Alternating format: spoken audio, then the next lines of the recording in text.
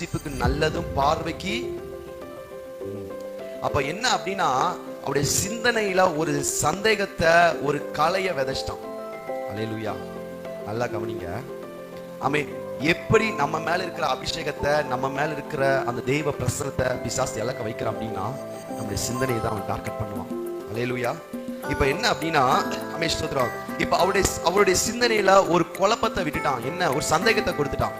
என்ன சந்தேகம் அப்படின்னா, இதை சாப்பிட்டா நம்ம தேவர்களை போல ஆகிவிடலாமோ? ஏற்கனவே இப்படிதான் இருக்கிறாங்க, தேவர்களை போலதான் இருக்கிறாங்க, சகல அதிகாரத்தையும் உடையவர்களா இருக்கிறாங்க, தேவனை பார்த்து பேசுறாங்க, வைக்கிறாங்க, எப்படிலாம் இருக்கிறாங்க, தெய்வ மகிமையில இருக்கிறாங்க.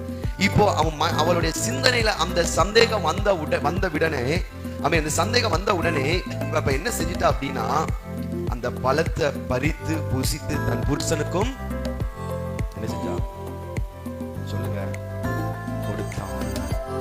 இப்ப அந்த பழத்தை புசித்த உடனே 7வது வசனம் சொல்லுது, அவர்கள் இருவருடைய கண்கள்